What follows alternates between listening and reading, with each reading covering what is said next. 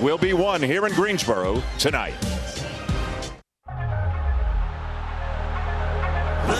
Gotta sacrifice it all. Gotta do it. Want your name on the wall. To be in a big-time battle like this, there's a lot at stake. Virginia, no longer pretending. Got to meet their physicality and play Virginia basketball. He's got it! My goodness.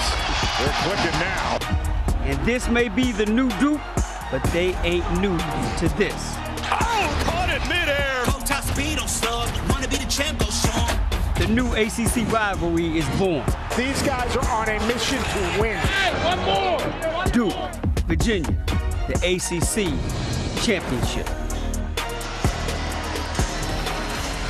Welcome to ESPN's Champ Week presented by Principal. This is the New York Life ACC tournament. And what a matchup we've got for you tonight. Two teams playing very well. Two great fan bases who have filled up the Coliseum here in Greensboro. It will be Duke and Virginia for an ACC tournament championship tonight. Hi, everybody. We are glad you're with us. Dan Schulman, Jay Billis. The atmosphere is great in here, and there's a lot at stake. But if you boil it down, tonight's about winning a title. In a conference that has an amazing history and tradition, and for any player in the ACC with all the legendary players and coaches that have played in this event, the opportunity to etch your name with those legendary names, you shouldn't overlook that. You can't take it for granted. Let's start with the Duke Blue Devils. They've had their ups and downs, a young team, some injuries earlier. They have now won 8 in a row. What are they doing better? Well, this team is now healthy. They've got every player available, and John Shire and his staff have done a masterful job of bringing this team along. And over the last 8 games, look, their defense and their offensive rebounding, that's the foundation. That's been there all year. But over the last 8 games, this team has really blossomed offensively. The last 8 games, Duke is shooting 50% from the field. And in this tournament, in their 2 games, they're shooting over 60%. They are spreading the floor. The ball is moving from side to side, and they are a handful for any defense. And Virginia has a great defense. Virginia has a great defense. They put on a clinic at both ends of the floor against Clemson in the semis last night. How about Virginia's offense? Well, Virginia has gone mostly to what they call sides. It's a mover blocker offense, and this is a staggered screen. This is more of a set play, but the first on that staggered screen is Isaac McNeely. He comes off the second man, gets a wide open shot, but look how many screens you have to negotiate here. You have curls, you have fade screens, re-screen action, then they've got inside position for an offensive rebound. And if you decide you're going to cheat an action, a little low cross screen, if you decide to cheat it, they just throw over the top. That's why ball pressure in this game is going to be so important. And both teams can count on getting pressure on the ball because you've got the 2 best guard defenders in the country in Kihei Clark and Reese Beekman for Virginia. Virginia last won the ACC Tournament Championship in 2018, Duke in 2019. So no player on either team has won this title. This is the kind of thing, if you win it, you get together 20 years from now, you have a reunion, there's a banner, and yeah, there are bigger things coming next week. But every player on both of these teams, and you know this better than I do, Jay, all they're thinking about is trying to win a title here tonight. There's nothing more meaningful to a player than an ACC championship, whether regular season or tournament, but the tournament holds special meaning. This is the ultimate sprint in college basketball, and especially in this conference. The tradition, the history, the meaning, you can feel it. It's palpable. As we get closer to tip-off, let's send you to Holly Rowe.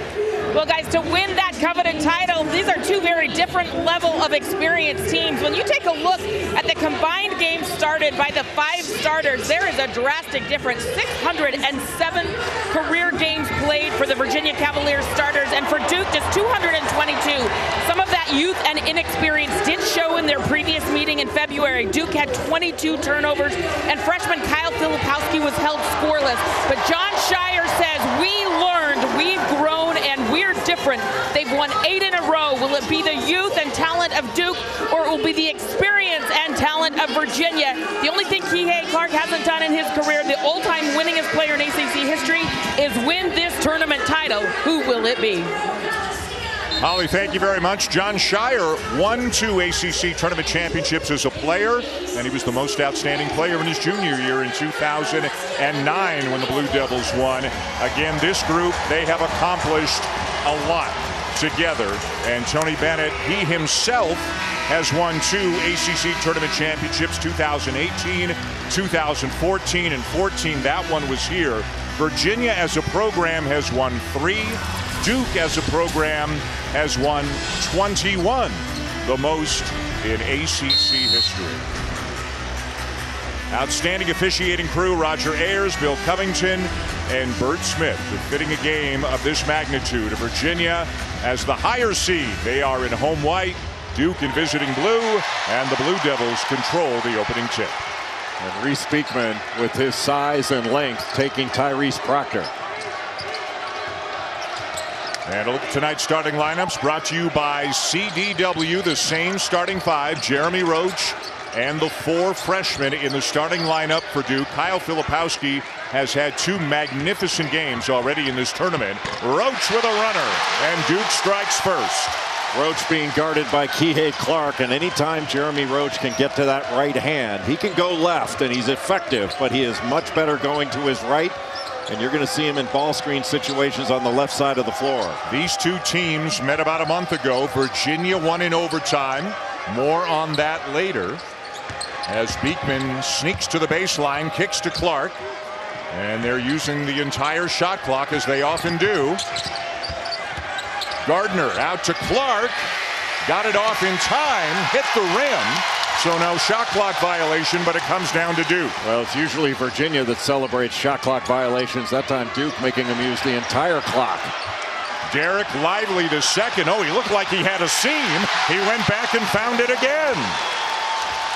Derek Lively the second, his impact has been huge, and not just because of his size. He is a great shot blocker and rim protector, can really run the floor, and he is a lob threat. He only played 10 minutes in the loss to Virginia back in February, has become a bigger factor late in the season. Armaan Franklin, no, and Filipowski down to the rebound. Franklin coming off that little fade screen and driving it. He had 23 points in Charlottesville the last time these 2 teams played. And has played well in this tournament as well. Virginia, as mentioned, put on a clinic against Clemson in the semis, beat them by 20. Duke had to work harder than that, beat Miami by 7 in the semis after blowing out Pitt in the quarters. Virginia beat Carolina in the quarters in their first game. Tyrese Proctor has played extremely well here in Greensboro. Leaves this one short, but how about the hustle by Mark Mitchell? Well, Mark Mitchell has played so well over his last 6 or 7 games. Very productive, averaging about 13 points per game, shooting over 55% from the field. Filipowski driving on Gardner, lost it, deflected out of bounds, still Duke ball.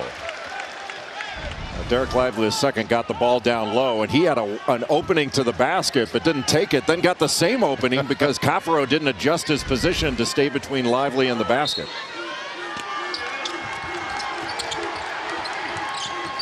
Four on the shot clock. Mitchell knows it. Air ball, and it's Virginia ball. Good block out by Caffaro on the weak side.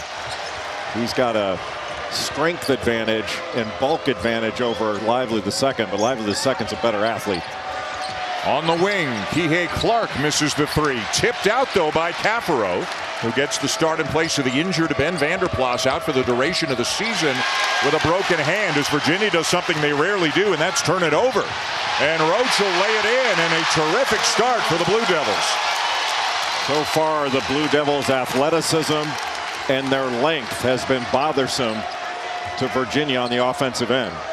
And Virginia really scored in the paint in the first game they played. They had a 42-24 paint advantage for the Cavaliers. Beekman to Franklin. And Franklin for 3. Virginia on the board. Well, off that penetration, just a beautiful fade screen set by Francisco Caffaro to free up Armaan Franklin. He's ready to shoot. He is a confident scorer. Proctor lost his footing and got a timeout call. So we'll step aside. Blue Devils by 3 over the Hoos in the early going. Well, Duke had 22 turnovers in Charlottesville in that one possession game that went to overtime. And Kyle Filipowski with the deflection, ultimately the steal, and Jeremy Roach protecting the ball and scoring in transition.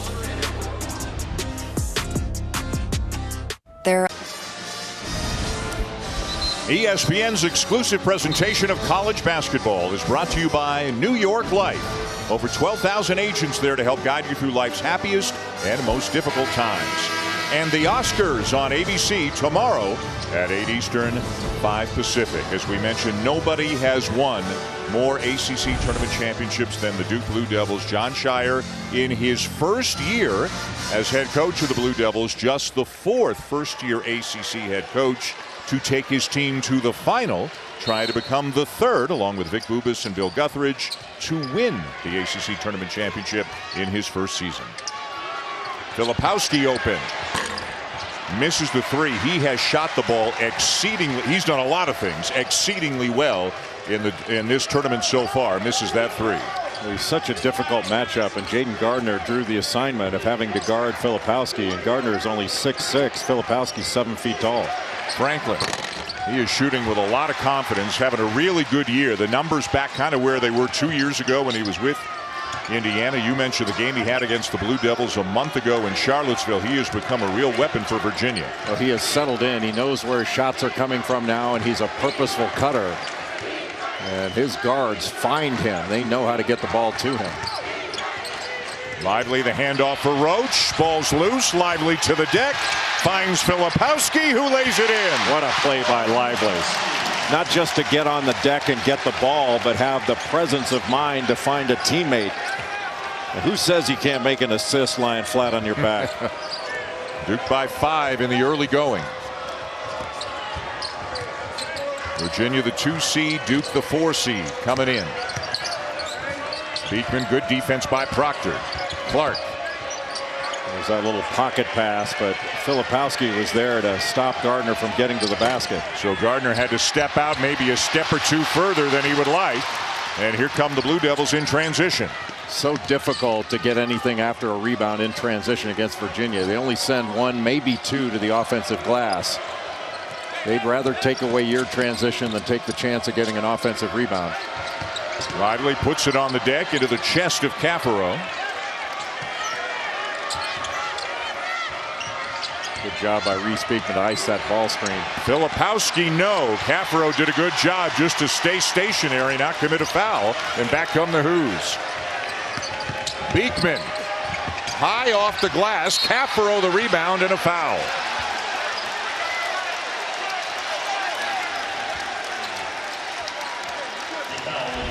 When there is a loose ball, first to the floor usually gets it. That's a 50-50 ball, but Derek Lively the second turned it into a 75-25 and a really smart pass to get it to Filipowski for the score.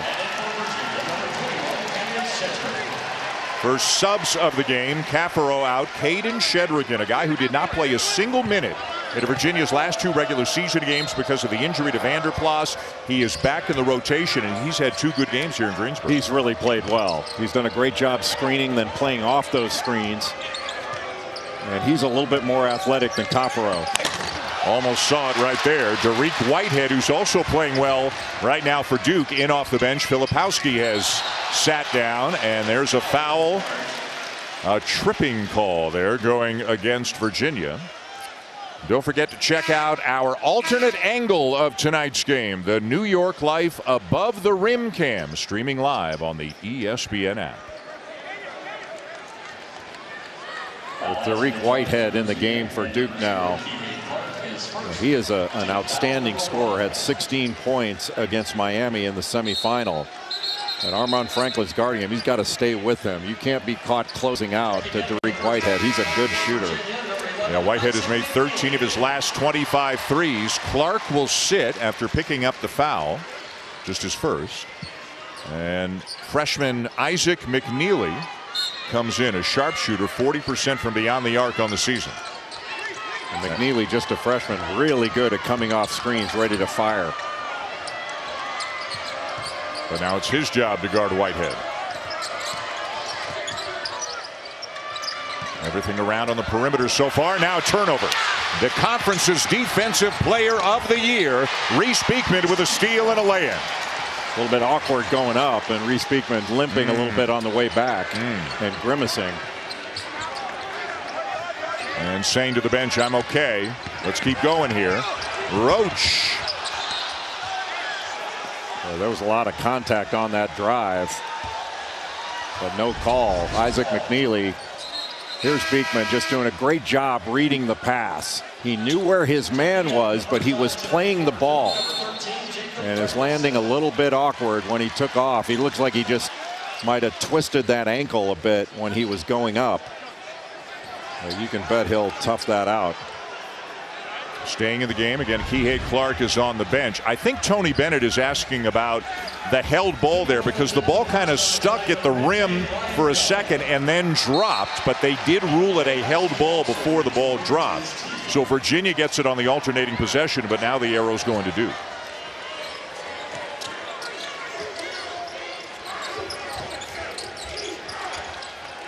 Virginia is so difficult to guard with all of their movement. They run their offense with pace. Duke switching certain exchanges. Now Roach on Gardner. Gardner the turnaround, can't get it to go. And Jacob Grandison down with a rebound, the grad transfer from Illinois. And with Ryan Young in the game, Shedrick has to be very mindful of the fact he's an excellent offensive rebounder, and he does it with position. Kind of bump shoulders there with Shedrick, created a little space. The kick out to Filipowski for three. I don't think you want to double off of Filipowski on the ball side. You try to dig down in the post when he's right at the three-point line. That was just an easy inside out three.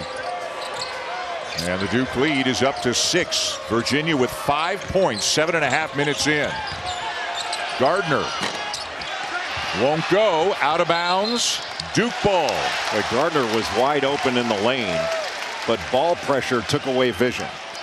And if you recall yesterday against Clemson, Virginia cut them up pretty good, but part of that was there wasn't enough pressure on the ball. Right. If you let the passer see, a pass discouraged is just as good as a pass denied, and Duke is getting good pressure on the ball.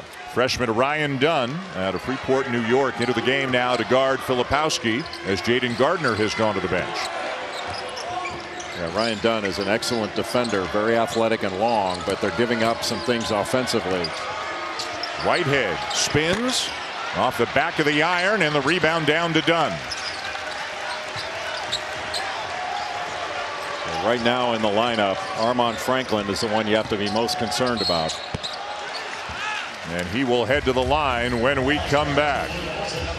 Well, Duke running some nice, crisp offense. They handled the double team in the post very well. Yeah, and the double team usually comes post to post, but Gardner decided to come off Filipowski, and that's a long closeout after Ryan Young makes the smart pass back out on the ball side.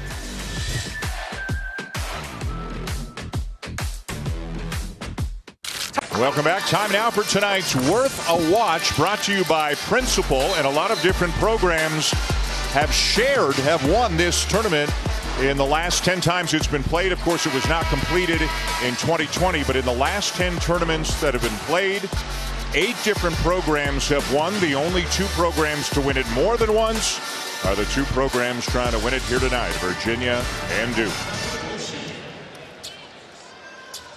When coming in, it was so close at the top of the league.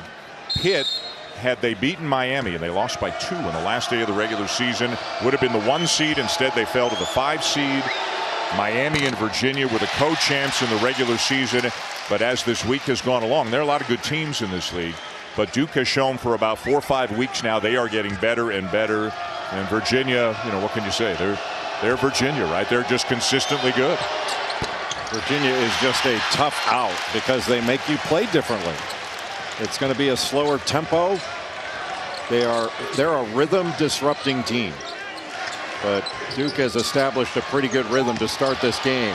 Young on the short roll in the middle ball screen, but he turns it over. Boy, he might have set a record for most ball fakes, made about 4 or 5. Probably could have gone up with a shot at some point. Duke thus far in the game, they've struck a nice balance of getting pressure on the ball but still protecting the lane. They've had good gap protection, and their length and size at just about every position has made it difficult for Virginia to get to the rim. Kihei Clark is back in. Beachman's on the bench, and Franklin turns it over. Virginia one of the best in the country at not turning the ball over, but they've already turned it over 3 times tonight, which in 9 minutes, that's a lot for Virginia. Well, so far in the game, Virginia's seeing more bodies than they are wood. And they haven't really been able to stretch this out. Good fake. Now that is an up and under Yes, move. it is.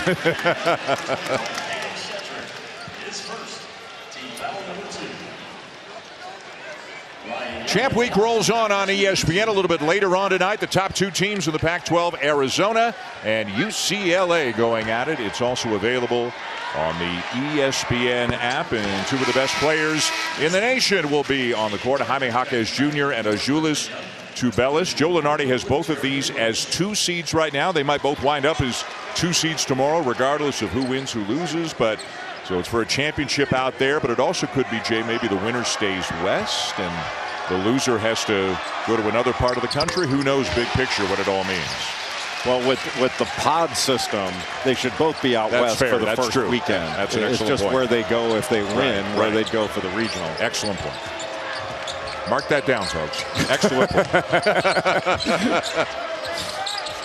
Virginia's made 2 shots in 9.5 minutes.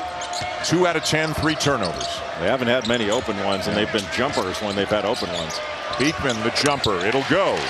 13-7. Reese Beekman found it difficult to find open shots in the first game these 2 teams played. He was 2 of 11 in Charlottesville. But he's going to have to score in this one.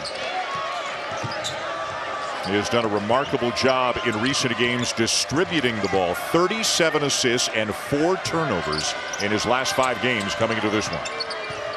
Roach guarded by McNeely. Yeah, got the switch on that exchange. It's more of a ghost screen. Filipowski with Gardner on him, and the shot clock at 1. And a shot clock violation gives it back to the Hoos. Virginia may be the only team in the country that gets a standing ovation from their fans on a shot clock violation. And it is definitely the only team in the country where we can see how many shot clock violations they have forced in their game notes. The great Eric John Bacher. That is the 26th shot clock violation forced this year by Virginia.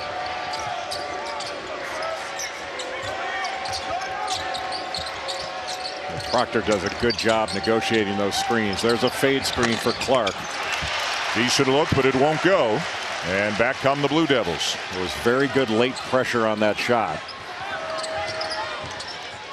The hedge by Shedrick. He recovers to get lively. Filipowski. And that'll be a goaltending call. Count the basket.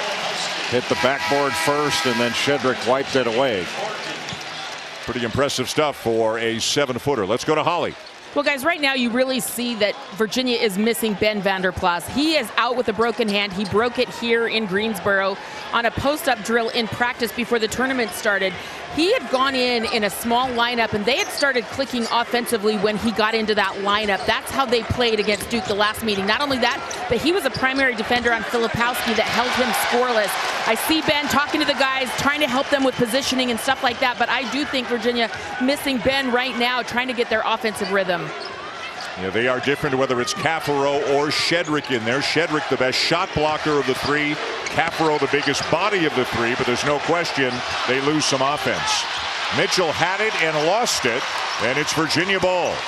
Well, without Ben Vanderplas in the game and available, Virginia's not able to spread the court as much with that smaller lineup. Knocked away. Looked like as Clark was elevating with the layup, he tripped over somebody and fell at the same time.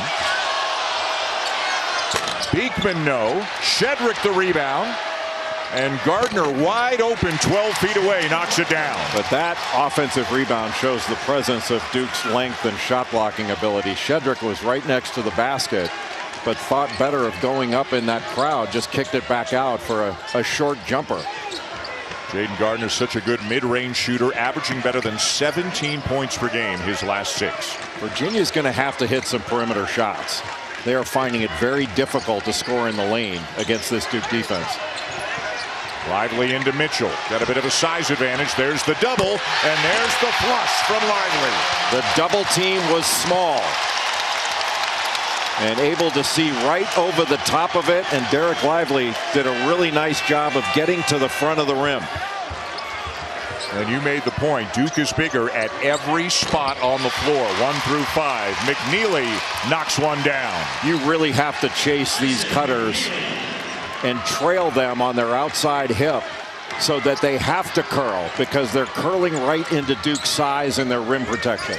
Make them make the contested 2, even if it's close in, above your shot blockers. Roach, short.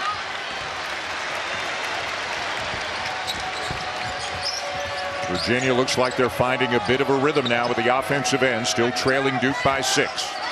McNeely again. Clark gets another good look. In and out. And a foul call against Gardner. Virginia struggling from beyond the arc, and Duke with a 6-point lead, 6:45 to go in the first half. Well, Virginia likes to double in the post, but they got a switch, and you got McNeely on Mitchell. They come with the double, but it wasn't a big double because of McNeely, and Lively got right to the front of the rim for the dunk.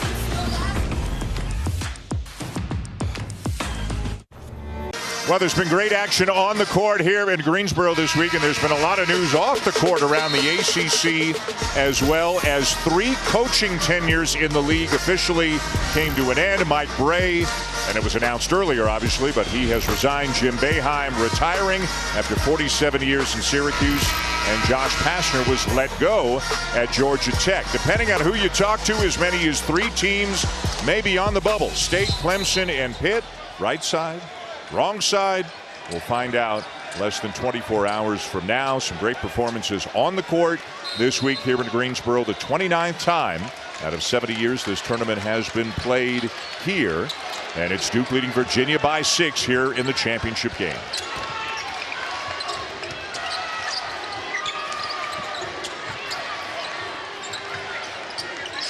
Duke is really spreading the floor, and that is stretching out this defense. Mitchell cuts, hangs, had it knocked away, and it's Virginia ball. Tane Murray is into the game for the first time, number 10 for the Hoos. A 6'5" sophomore from Auckland, New Zealand, had hardly played for about 6 weeks. Came in last night, Jay, knocked down a couple of shots. Yeah, he had 1 3 in the first half. I thought the one in the second half was a 3 as well, but they called it a 2. But he had been 1 for 11 from 3-point range on the season before he hit those 2 shots. Done. Too strong. Virginia now 5 for 19. That's 26%, and just 1 for 6 from 3-point range. Well, they're not getting anything in the lane. Well, Duke has covered things up, but look how spread the floor is for Duke. They're moving it from side to side. And to your point about into the lane, they have scored a ton of points recently in the paint. They've only got 4 points in the paint in this game. Remember, they had over 40 in the paint in Charlottesville in that win in overtime over Duke. But Duke's length, especially with Derek Lively the second in the game, if you force all these cutters to curl off screens, they're curling right into Duke's size.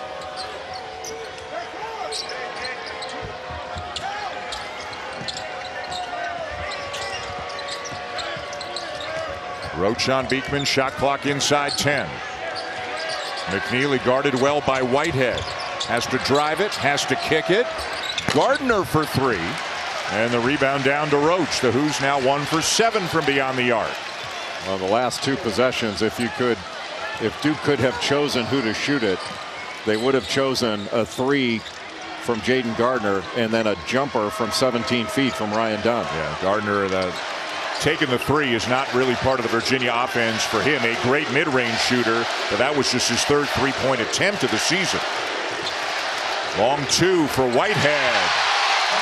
And you see glimpses. He's had injuries at the beginning of the season, then a leg injury in the middle of the year, and coming off the bench for Duke, but the talent is obvious, and seeing more and more glimpses of his ability. Yeah, I was going to say, he had 16 points. That was better than a glimpse. Like, that dude is a bucket getter, and he gets them on all 3 levels. Like, that's not an easy shot he just made.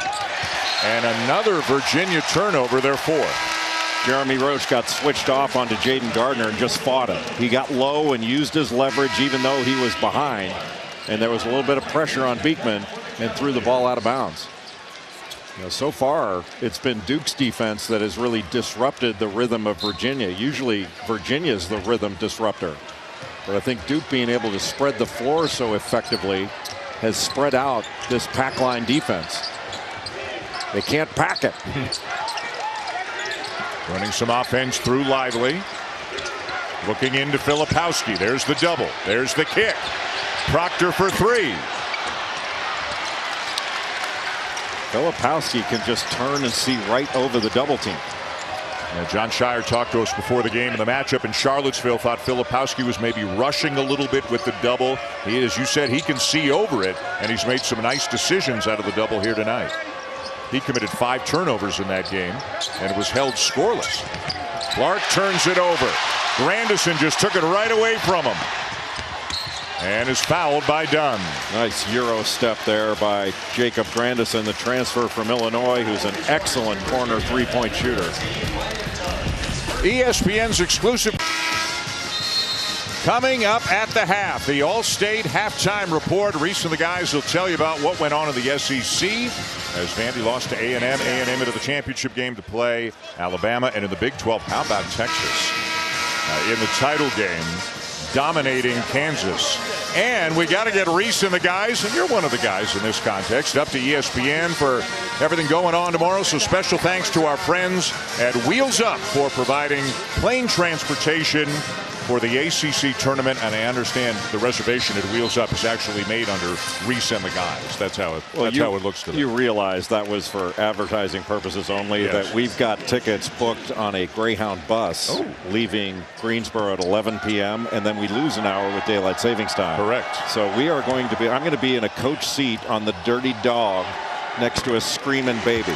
I'm a little gullible, but I'm going to call you out on this. It's true. I'm telling you. Let's go to Holly. I don't know how to follow up with that at all.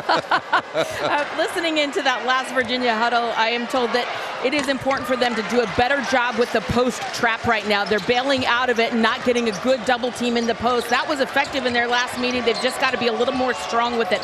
Also, unforced turnovers. They're making too many mistakes. It's uncharacteristic for Virginia. They've gone about 4.5 minutes since they last scored. Deflection by Whitehead and another Virginia turnover. Filipowski blocked by Shedrick. Terrific play. Filipowski drew the contact, but the block was up top. Good defense by Shedrick. Really what Virginia needs is to make a shot. And another steal. Whitehead ahead to Grandison, and he's fouled by Beekman. An intelligent play by Reese Beekman just to avoid giving up a layup. But Duke's pressure, its length, and protecting the lane. Like in years past, there was a switch there, so Dariq Whitehead got switched off onto Jaden Gardner, but did a good job of breaking contact to get around and knock that ball away to get the deflection. But in years past, Duke might be a team that would get out in passing lanes. They'd force a lot of turnovers with their pressure. This year, they're more a gap protection team, and with their size, they can protect the lane, protect the rim, and put late pressure on shots and force you to shoot it over the top. And Virginia's having zero success getting the ball into the lane and scoring. And again, if you haven't seen the Blue Devils in, say, the second half of the season, they are a distinctly different team than they were 6-8 weeks ago. The loss in overtime in Charlottesville, the last loss they suffered, 8 in a row since then. Whitehead rattles in and out. Filipowski with a follow. He's got 9. Filipowski positioned himself on the weak side. Shot comes from essentially the right corner. Most rebounds are going to go long, and he muscled that basket. And the Duke fans, who appear to comprise the majority, loving what they're seeing. A desperately needed bucket for Virginia, thanks to Reese Beekman. Reese Beekman just got an angle to the basket and a creative finisher, but one of the few times that Duke hasn't had length near the basket to bother a drive.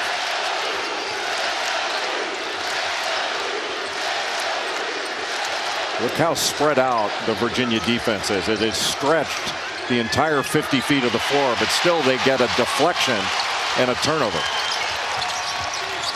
We've said this on a few occasions. Feels like a big last minute and a half here of the first half. Can Virginia cut into this deficit? Clark will go to the line. Boy, Virginia has had some openings with that little fade screen on a ball reversal, and that time Kihei Clark, rather than take the shot, just got a little ball screen, rub screen where he could get into the lane and decided to go off 1 foot to get that shot up and got fouled. Kihei Clark, fifth-year senior, averages 11 points per game, scoreless so far tonight.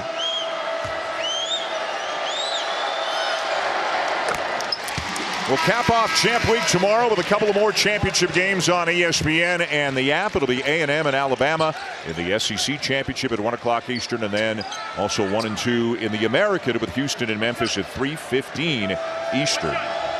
Remember, everybody said it's going to be so crazy. Anything can happen. They're all number 1 and 2 seeds. 1 and 2. Chalk. We had chalk here in the semis. 1, 2, 3, 4. Don't have chalk in the final. Tickets punched today, including Texas Southern, the number 8 seed in the SWAC, which is headed to Dayton. Headed to the big dance.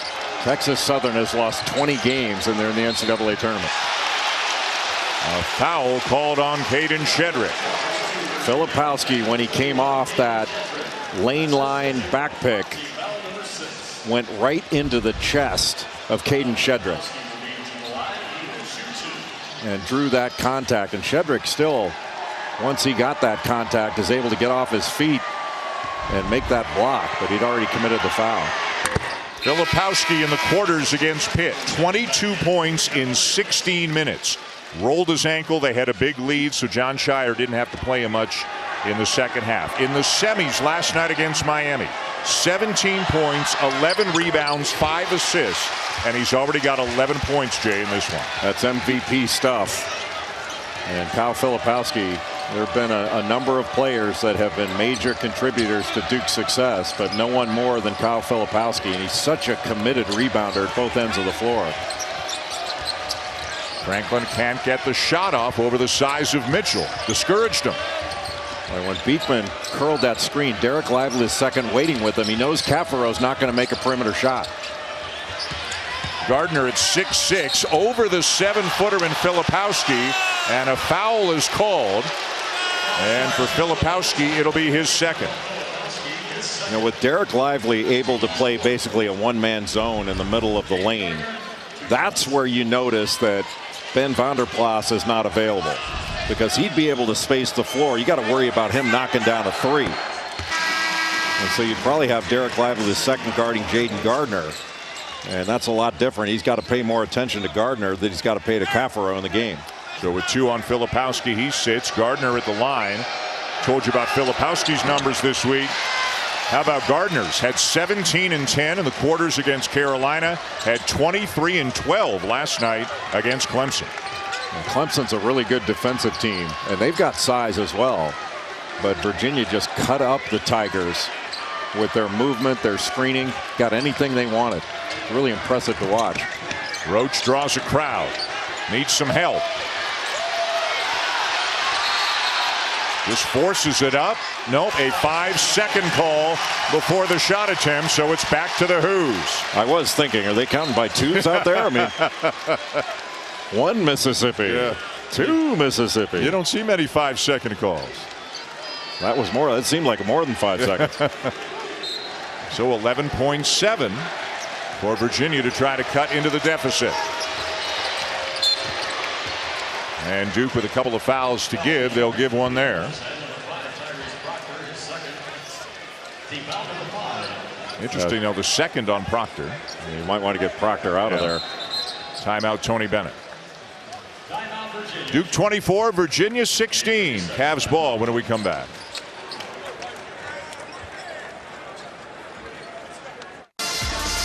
Hey, the Nothing But Net crew will be back tonight after the championship game to recap the game, post-game interviews, the trophy presentation, the celebration, etc., over on ACC Network and the ESPN app. Left to right, Joel Berry, Carlos Boozer, Luke Hancock, and Kelsey Riggs, who has to put up with all of them. Kelsey is a saint. And Luke Hancock wore his Ron Burgundy coat last night. Now he looks like a banker. 6.4 to go in the half. Gardner to the rim. No call.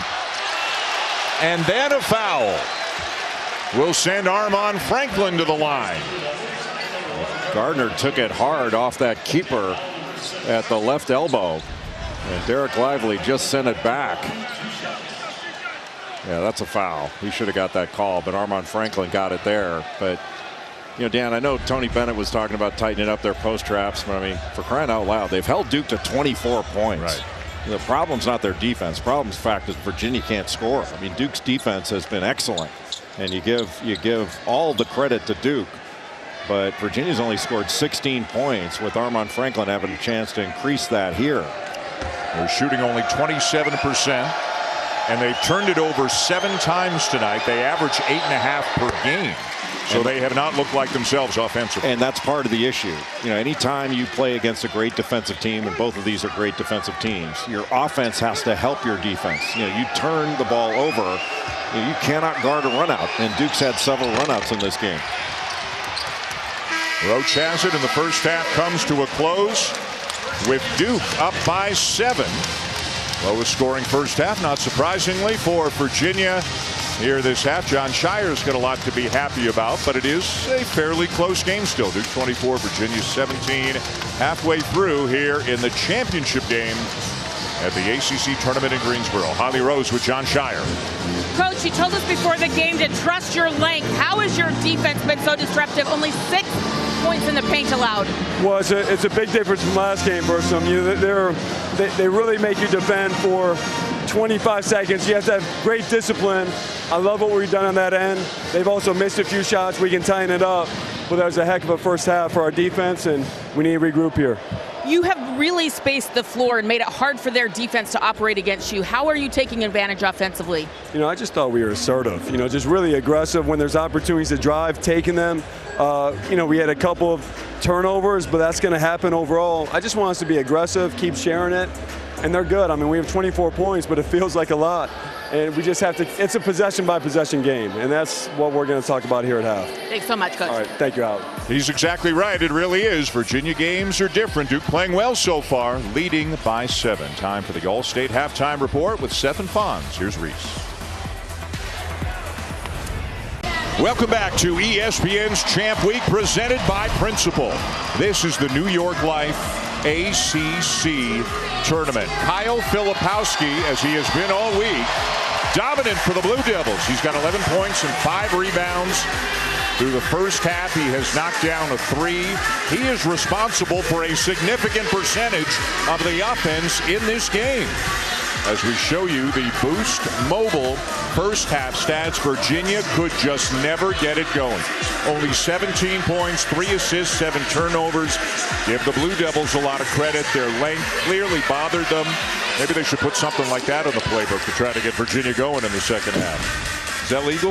It is legal. I don't know how you learn that. How does one think? You know, I think someday I can do hula hoops on a big ball. Yeah, unfortunately, you probably fail a couple of times before you figure it out. Duke defense forcing turnovers. We're not used to seeing Virginia turn the ball over. Yeah, and that's got to be the most concerning part for Tony Bennett. Duke's length, their presence in the lane has forced 7 Virginia turnovers.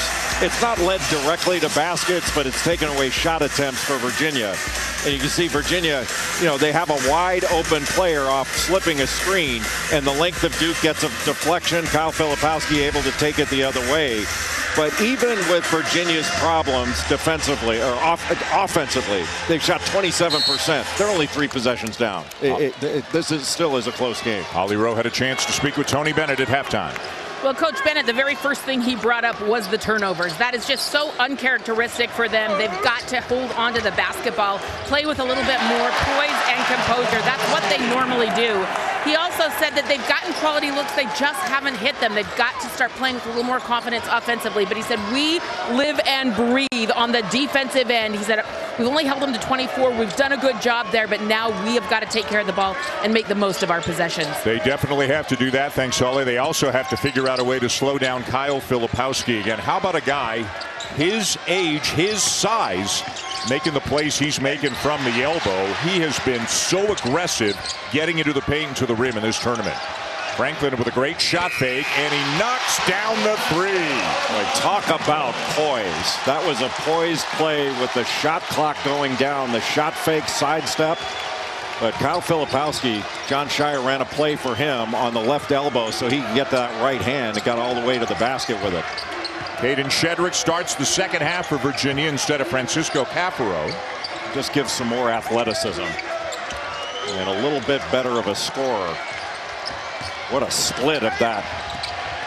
And a little bit too strong off the glass by Roach.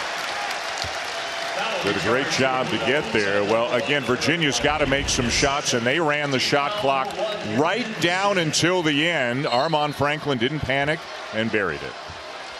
On a short clock situation, a great pass when Reese Beekman drew 2 defenders. The chant of UVA now can be heard. Their fans have been pretty quiet so far tonight.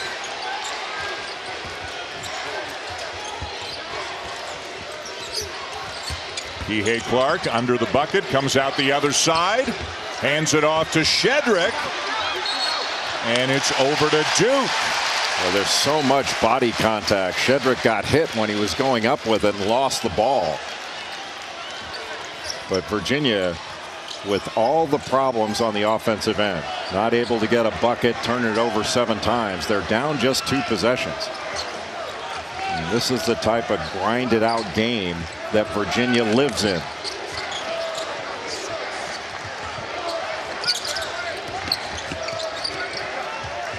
Proctor, who took over the vast majority of the ball handling duties when Jeremy Roach went out with the injury. It stayed that way since Roach has come back. Roach into more of a scorer's role since, and he knocks down the 3. That was a heck of a play by Derek Lively the second.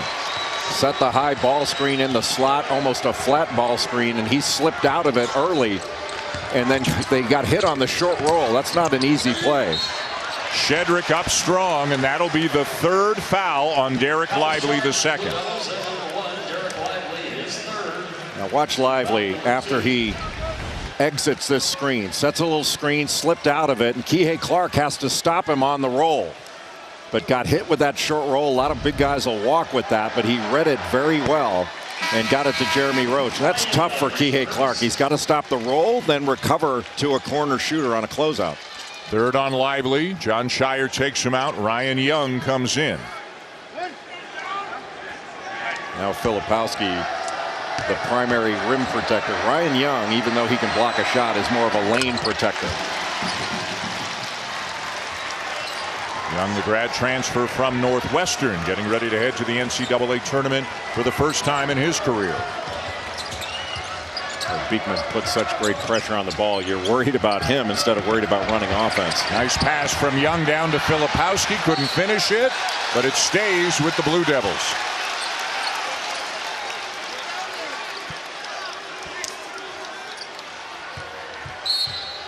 Duke just had so many. They have so many weapons on the floor. Roach. Boy, and another soft bounce for Jeremy Roach. He is such a good mid-range shooter, and that little short corner jumper, even though it's a short shot, it's not an easy one.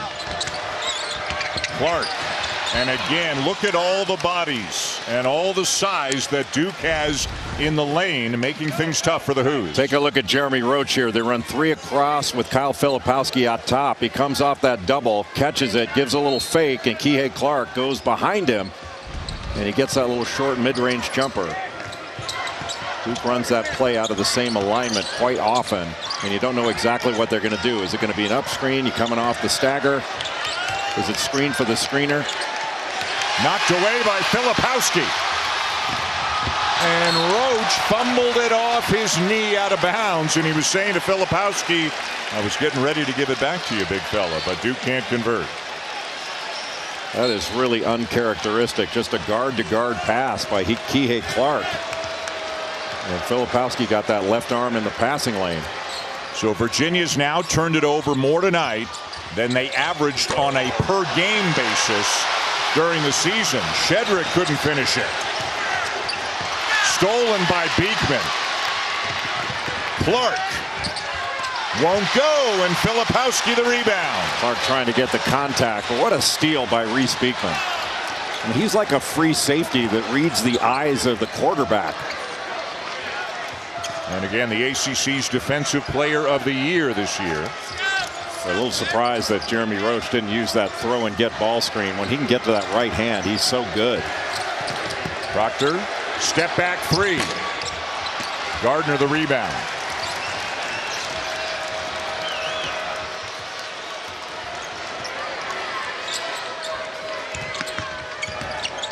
Beekman a little space. In and out. And rebound number 7 for Filipowski. Make it 8 for Kyle Filipowski tonight. Those are the open shots that are deflating when Virginia misses them, because they haven't gotten that many open shots. Proctor fouled on his way to the rim. Duke has extended the lead by a bucket in the first 4:48 of the second half.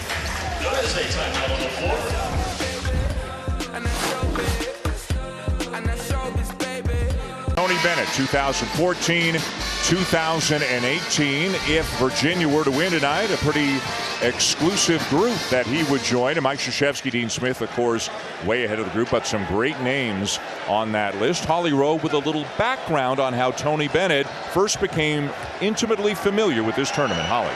Well, you know, he went to Wisconsin Green Bay and didn't really know that much about the ACC in his college days, but he came down here. He was playing for the Charlotte Hornets, and a buddy of his took him to the 1995 ACC tournament.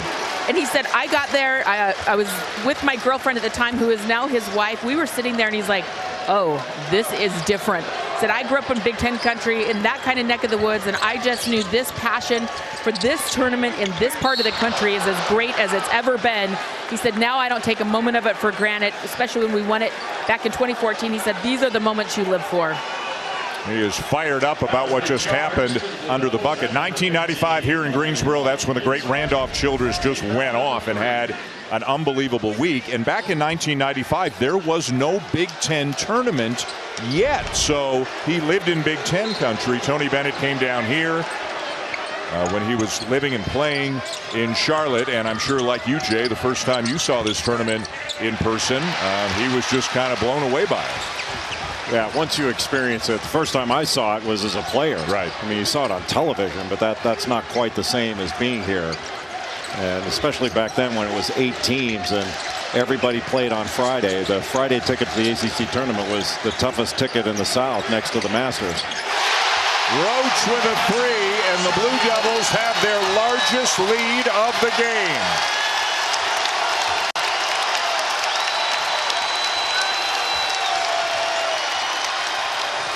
Well, when a shot goes down, it seems like the offense is clicking, but what's been most impressive about Duke, this defensive effort has been magnificent. Franklin, no. Shedrick the save.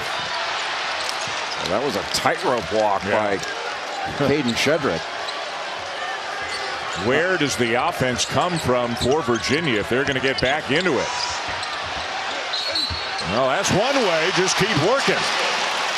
Well, that was a great second effort by Caden Shedrick. Tough to even make that catch off the little bounce pass to the middle of the lane, but he stuck with it and corralled that ball. The little pocket pass went right off his knees, but he got it and got fouled by Filipowski going up and still was able to make the shot through the contact. The foul, the third on Kyle Filipowski, who's been great tonight. And John Shire's going to take him out, at least for a bit. Mark Mitchell back in. So Filipowski and Lively, Jay, both on the bench right now for Duke. And that's an opportunity now for Virginia to attack the lane. It's not that Mark Mitchell and Ryan Young are not good defenders. They are good defenders, but they don't have the kind of length and shot blocking ability that you have with Lively and Filipowski. Mitchell can't get by Gardner. Now back out to Roach, who's already got a dozen tonight. Young drives and is called for the offensive foul, his second. I think John Shire looking at Ryan Young saying, what are you doing? Just lowered that shoulder and went right into the chest of Caden Shedrick. And now Young sits, and Lively is back in the game, playing with 3.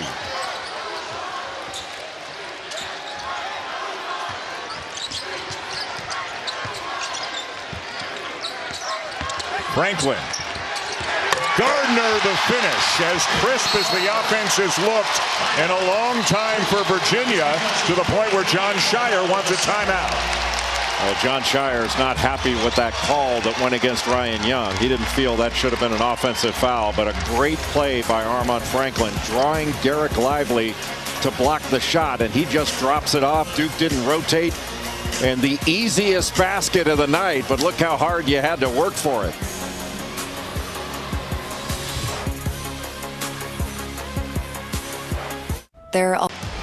Well, have we got you covered on Selection Sunday? It all starts at noon Eastern on ESPN with college basketball live to prep you for the day. At 6 o'clock Eastern, Reese and the guys take a look at the men's field of 68. Bracketology breaking it down at 7 Eastern. The women's selection special at 8 Eastern, and then at 10 Eastern, even more coverage of both brackets. And again, our special thanks to our friends at Wheels Up for providing plane transportation for the ACC tournament to get all of our analysts and hosts and everybody else who is helping along with all the coverage this week back to Connecticut in time to bring it all your way tomorrow. Dan, you know what an admirer I am of yours, but this Reese and the guys thing has to end. We have names.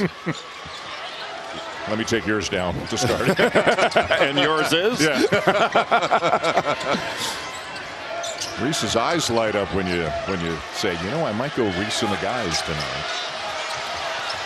Fonz and Seth, not so much. Roach blocked by Franklin. What a play. Roach is so good off ball screens when he goes to that right hand, and Franklin just timed that beautifully and blocked it right out of his hands. This feels like a big possession for Virginia. Dunn, not really a shooter, so he doesn't take the corner three, dribbles it in, kicks it back out. More effective in here, but he left it short. And an empty trip for Virginia, where they really had a couple of good things happening. Yeah, just a beautiful pass. Dunn just couldn't finish it. And you wonder if there's some footsteps that you hear as you get near the basket with Lively in the game. And that's where you feel maybe the loss of Vanderplas, right? If that's him standing in the corner. Lively strong to the rim, and he is fouled. Boy, with an open side, he exits those ball screens so quickly to roll to the basket, and that was just a beautiful pocket pass to Derek Lively II. Watch how quickly he sets the screen and exits out of it and opens up. Just a beautiful pass out of the open side, open corner ball screen action.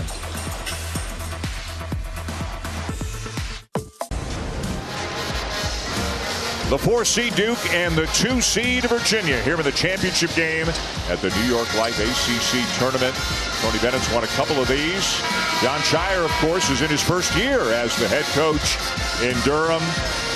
And it has been a physical affair, not a high-scoring affair, but a hard-fought affair. Kyle Filipowski has been tremendous again tonight as we check tonight's game track, brought to you by Audi. This is 3 really good games in a row for Filipowski in this tournament, and this one's got to feel particularly good, Jay, because of what a struggle it was for him a month ago in Charlottesville. Yeah, I think it was the only goose egg he's had on the season. But certainly understandable. When you play for the first time against Virginia, it's a shock to the system. And having that experience of having gone through it is certainly beneficial. And for those that say you can't win with freshmen, I think Duke has proven that wrong in the past, as has Kentucky. But this team is certainly proving it wrong. T.J. Clark back into the game after sitting about 3.5 minutes for Virginia. And a foul on Derek Whitehead, his second, the 6th on the team. So next one would send the Hoos to the line, where they are not a great free throw shooting team. Duke is a far superior free throw shooting team. They're at 77% of the season to Virginia's at 70. And usually when you play against Virginia, it's not a high volume free throw game. But Virginia needs to see the ball go through the net. I mean, they've continued to guard, and that's what's impressive. I mean, holding Duke to 36 to this point in the game is impressive, but they just can't seem to get a score. And Clark having a tough night. That one wouldn't go down. He still has not made a field goal in this game. He is 0 for 7 from the floor. But with Clark, when he drives, you want to make him finish. and especially because of Duke's size and length around the rim, make him finish a tough 2 over somebody. But if you overhelp on him, he's such a good passer, he can spray it and then they can attack. But Duke's done a really good job defensively in this game, protecting the rim, protecting the lane. Lively down low, left hand. Mitchell. Lively, another try, kicks it out to Roach. Duke's offensive rebounding has been a staple all year long. One of the top 5 offensive rebounding teams in the country. They've run a lot through Filipowski tonight. Boy, tough one. Misses the 3, rebound Franklin. And Virginia not a transition offensive team unless it's off of a turnover. There's just nowhere to go. Yeah. Usually that pass would be open, but Derek Whitehead, Kyle Filipowski right there. And no chance to take the shot for Beekman because Lively was towering over him. 10 turnovers now committed by Virginia. They only average about 9 on the season. There's still 10 minutes to go in regulation.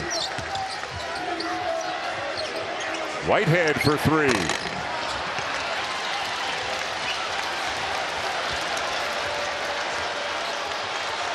Still lots of time, almost 10 minutes to go. But the clock moves quickly into Virginia games, and they're used to being up. They're down right now in this one, have been behind most of the night, and still struggling from beyond the arc. Now 2 for 9. And Beekman was wide open off that weak side fade screen action. But Dan, this is where Virginia misses Ben Vanderplas. To have a guy that can play the 4 or the 5 that can make threes. Mitchell into Filipowski, and the lead grows to 11. Just a low cross screen. Filipowski open on the left block.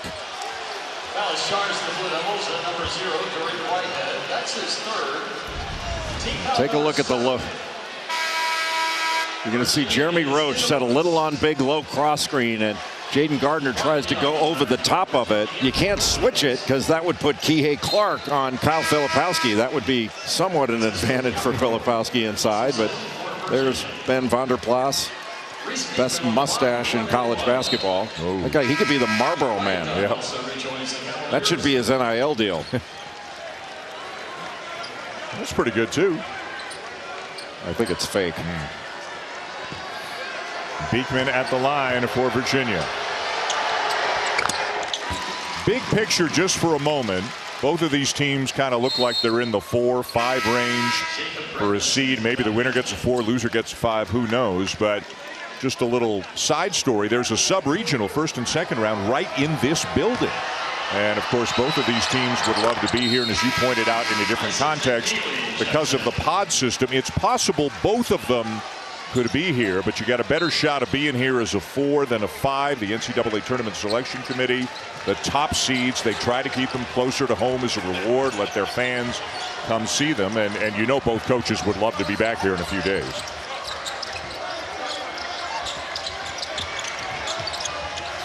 Well defended cross screen, what a cut by Proctor.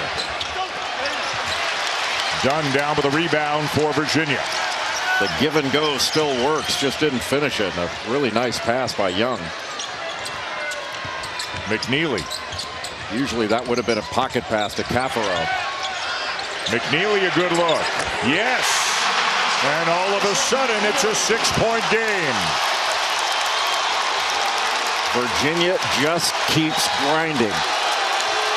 And you have to be impressed with the offensive difficulties that Virginia has had, that they've continued to guard.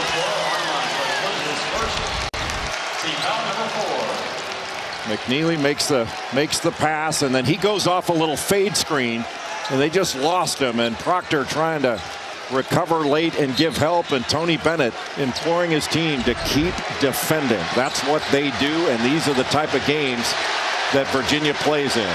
Lower scoring, possession oriented. Again, Filipowski bumped, no call.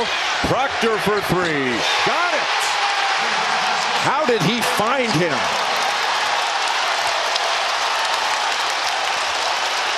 That was a next-level pass by Filipowski. Who's playing well in every aspect of the game tonight. Franklin way off on the three, but Dunn's got it. Shot clock does not reset. It's at 12.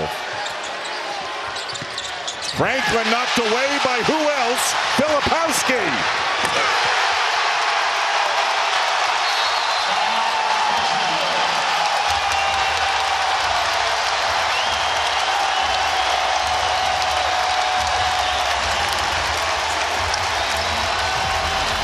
What a tournament he's having, Jay.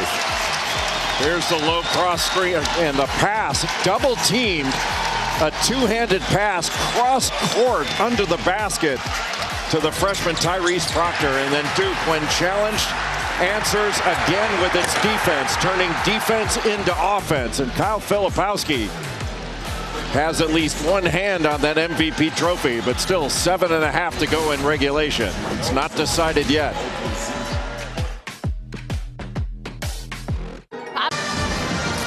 Well, Duke coach Jon Scheyer has his team on the precipice of what he once accomplished himself as a player. Go back to 2009 at the Georgia Dome in Atlanta. He was the best there was, one of the best nights of his career.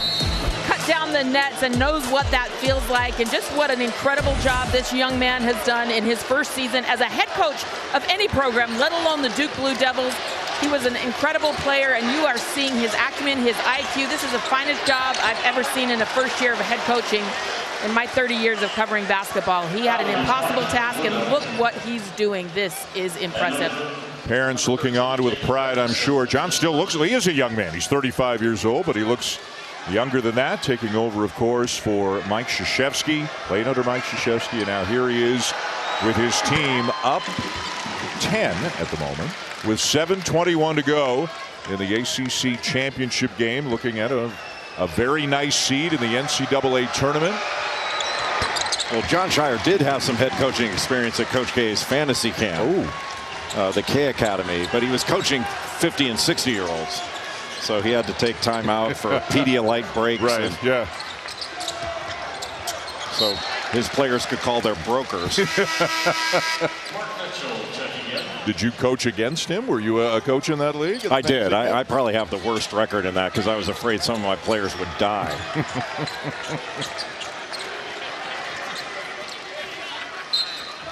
Nine-point lead. And again, the story tonight has been Kyle Filipowski, 17 points, 9 rebounds, 3 steals. And he's soon to have his 15th double-double on the season. No other freshman's done that. Again, a guy his size, he's just making every kind of play you could make all over the court right now. Oh, the biggest point in the game for Duke. Again, that fade screen. But look, you have to pass out of it. He can't get all the way to the basket. Caffaro doesn't look for his offense very often. Young down with a rebound. Physical defense by Ryan Young. But about the 8-minute mark to go in the game when Filipowski made that pass to Proctor and then got the steal. It was a 6-point game, and then all of a sudden it was 11. And that might have been a backbreaker. Misses the three and immediately kind of looks over to the bench to say, that's on me. I shouldn't have taken that shot.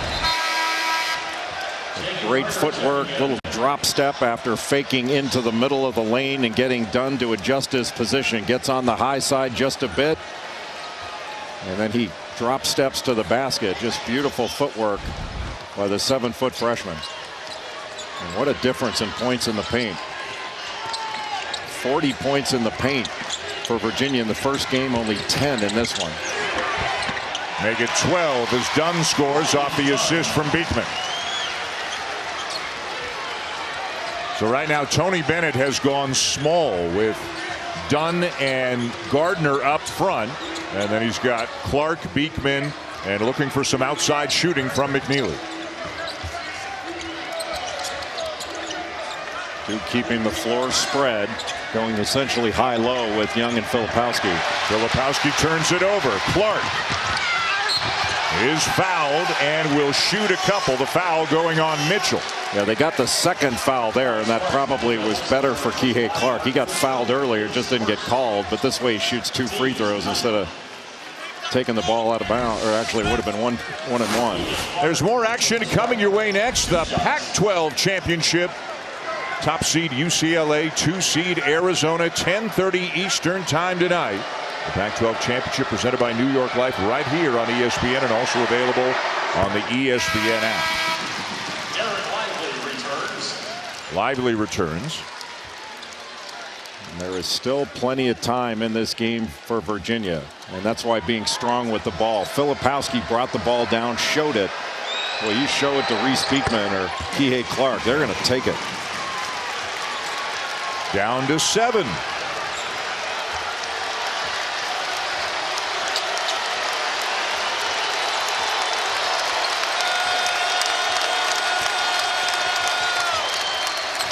Proctor into the paint. Blocked. Dunn got it. Clark for 3. And it's just not been Kihei Clark's night so far. Now 0 for 8, 0 for 4 from 3-point range. What an opportunity after just an amazing defensive play to get something in transition. Now Roach splits the double. It won't go, but he's fouled.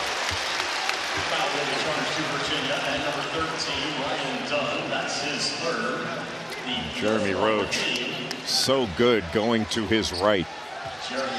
And even though you're trying to take away that right hand to limit those right hand drives, he's still able to get to it.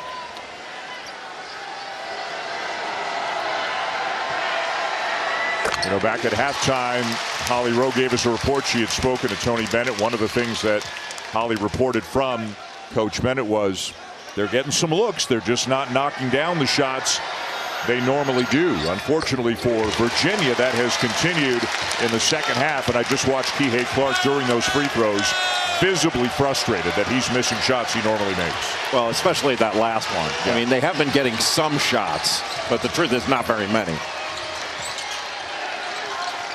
And they're certainly not getting much at the rim. You know, against Clemson, they're running Clemson off all these screens, getting layups. That has not been available in this game. And even there, you're taking a shot over Derek Lively II. And there's the double-double for Filipowski, his 16th on the season.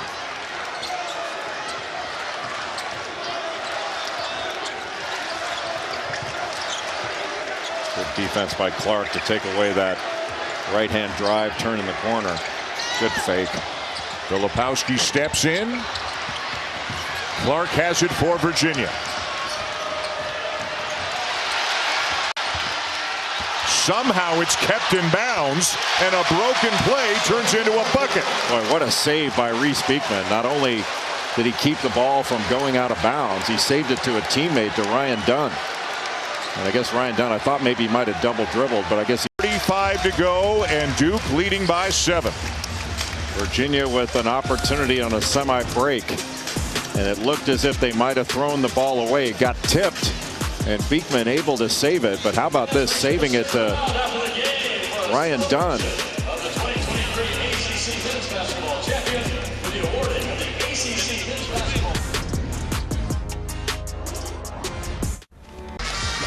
A trophy on the line, a championship on the line tonight here in Greensboro. In the 70th ACC tournament right now, John Shire's Blue Devils with a 7-point lead on Tony Bennett's Cavs with 3:35 to go. Duke ball.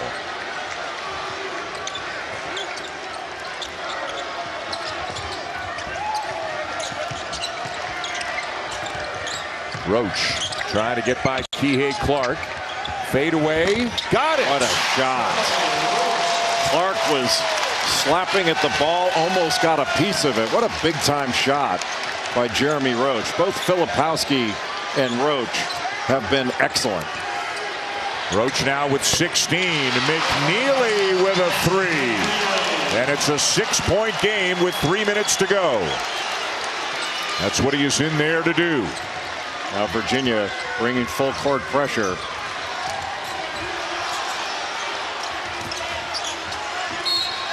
Foul on Clark. That'll be the 6th team foul on Virginia. Isaac McNeely, the freshman from West Virginia, just gets a little wide pin down, and Derek Lively, the second, didn't get out to put a hand up. But Jeremy Roach going to his left. Watch Clark almost got that ball when he was bringing it up to shoot it. It's a strong move by Jeremy Roach. Roach averaging 13. Now has 18 in this game. Finishing through contact, going to his right. What a big time play by Jeremy Roach. That puts him at 18 points now, with a chance to tie Filipowski for the team scoring lead in this game with 19, and he never took his eyes off the rim. And again, early in the year, he's doing a little bit more of the ball handling. Proctor's off the ball a little bit more. The injury to Roach, the roles kind of switch. And Roach has been, as he always was, very important, but in more of a scorer's role in the second half of the year for the Blue Devils. Mark Mitchell on McNeely. That's a lot of length. There's the fade screen. Gets the shot off.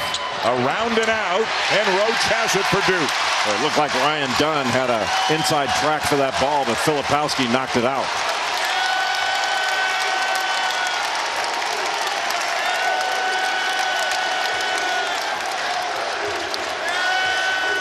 The Blue Devils looking for their 9th consecutive win, playing their best basketball of the season right now. And inside 2 minutes to go, up by 9 as they turn it over. Numbers for Virginia. Beekman will finish. It's a 7-point game. Timeout, Tony Bennett. And that's been Virginia's game in this one. The only easy baskets are when they force a turnover and get in transition. Everything else challenged.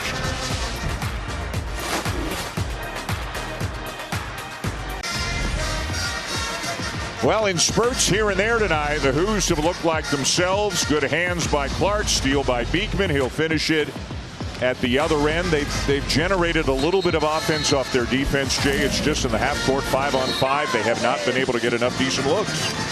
It has been so difficult to get open shots. They've gotten a little bit from the three-point line off those fade screens on the weak side, but anything around the basket has been challenged and really, really difficult. Duke has just shut off the lane with their length, their athleticism, and their gap protection. A minute 48 to go, Duke ball. Now it's about being strong with the ball, and you can't cross over in front of either Clark or Beekman. And if you try to turn your back and make an inside hand change, Kihei Clark really good at reaching around and getting a steal. Roach and Proctor both very solid with the ball. Proctor plays with a poise beyond his years. Remember, he reclassified, should be a high school senior. Any drive to the basket, Lively's in that dunker spot for a lob. Roach can't get it to go. Virginia ball with a minute 20 to go. Boy, tough catch, almost turned over. Clark with his first field goal of the night, and it's a 5-point game. It's almost like the broken play was a benefit. 1 minute to go.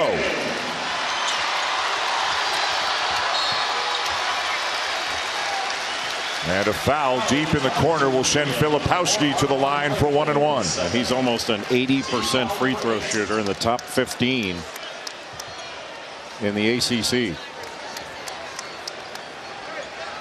Filipowski has played 34 minutes tonight. Remember, back on Thursday against Pittsburgh, he rolled his ankle in the first half, and we've seen 5 or 6 of those from various players on various teams in this tournament. You never quite know how serious it is in the moment, but he came back in that game, got some rest in the second half because Duke had such a big lead.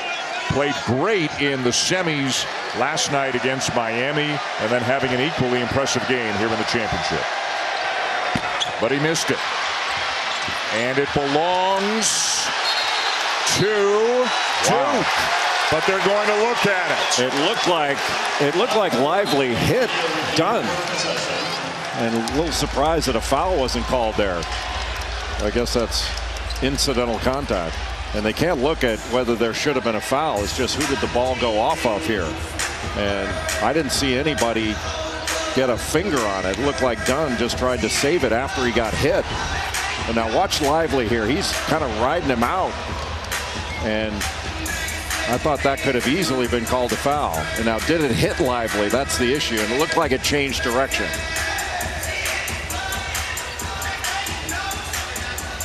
Now, did it hit Lively right here? No, it's hard to see it on that angle, but the officials may get more with this DV Sport replay than we can get, even though it comes from all the same cameras. And again, the call on the floor is Duke ball, so they would need some pretty strong evidence in their minds to overturn it. That was an awful lot of contact.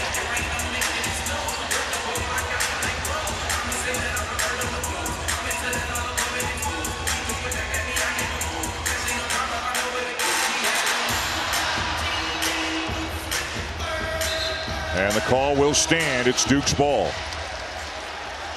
Duke basketball.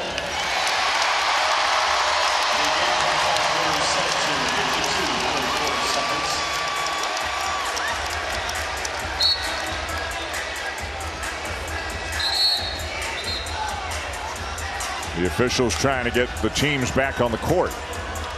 Both coaches using the opportunity to get a free timeout here. The whistles continue to blow as the officials are trying to get them. Here comes Virginia first. Well, the coaches are saying, hey, I wasn't watching TV. You were.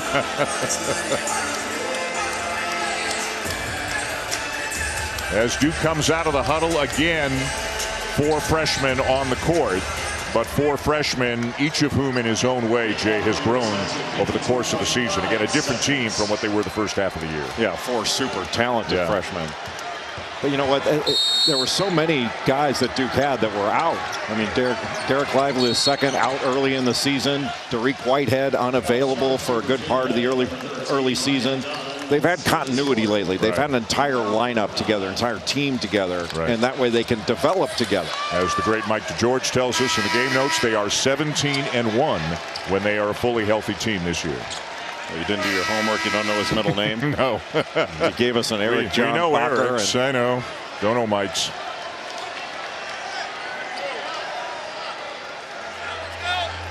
Filipowski missed the front end moments ago. This is where free throw blockouts are really big deals if there is a miss. And Duke is long and athletic in that second slot, going against Ryan Dunn and Armand Franklin. And it's not just grabbing the rebound. If Duke can, if there is a miss, they could tap it back out. So Kihei Clark has to be alert back there too.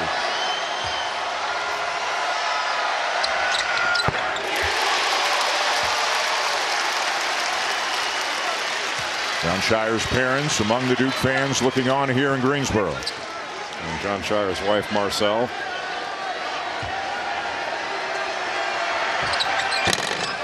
One of two possession game.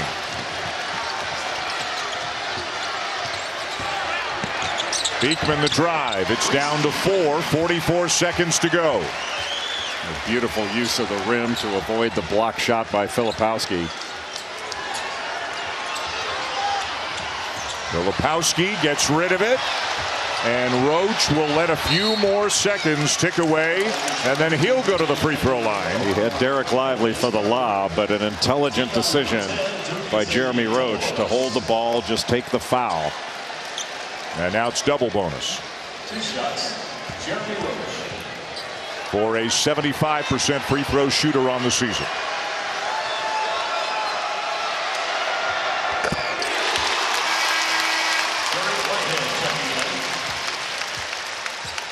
Roach has been outstanding. And really the 2 guys that carried the scoring load for Duke have been Filipowski and Jeremy Roach. Others have contributed, but I'm telling you, that 8-minute mark when Filipowski made that pass to Proctor for the 3 and then the steal and the dunk, that was the biggest moment in the game. Those 2 players you just mentioned have 41 of Duke's 55. McNeely, tough step back 3, short, rebound Roach. And he'll go to the line again, and the Blue Devils are on the verge of a championship.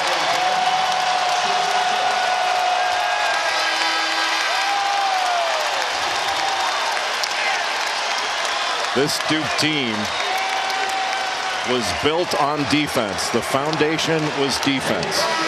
And it emerged as an outstanding offensive rebounding team. But once healthy in the last 8 games or so, really it started in the game at Virginia. In a game that came down to a controversial call at the end. But I think the patience of the Duke coaching staff, led by Jon Scheyer, and the mature approach to let this team develop and keep everybody in it has really been one of the most impressive things of the season.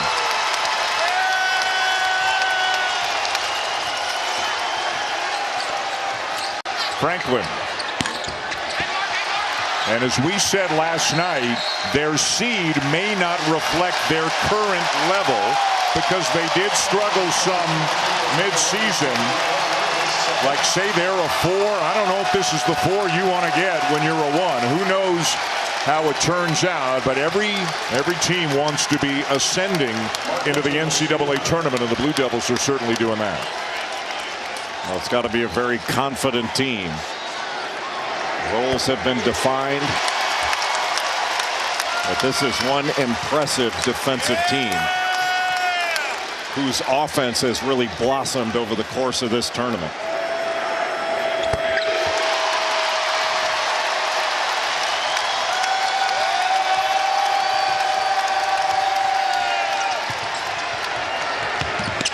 Beekman misses it. Lively's got it, and no point in fouling anymore. The Duke Blue Devils will win the ACC Tournament Championship for the 22nd time as they beat Virginia by 10.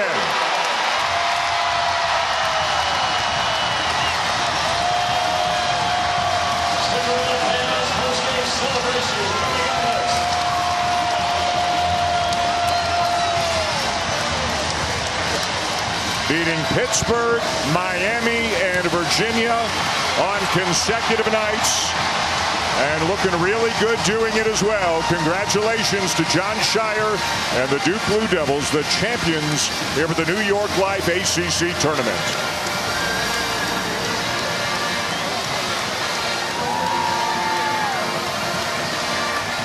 Tony Bennett's got a really good team, and a team that can do some damage in the NCAA tournament, but they will have to settle for the runner-up spot here in Greensboro. And I think a foregone conclusion, Mr. Billis, that Kyle Filipowski's walking out of here with an MVP trophy. Filipowski's was outstanding, but what a moment for Jon Scheyer in his first year as head coach. An ACC champion again. And he is standing by with Holly. Well, Coach Scheyer, where this young team started, you're young yourself as a head coach, to where they are right now as champions. What is the most gratifying part?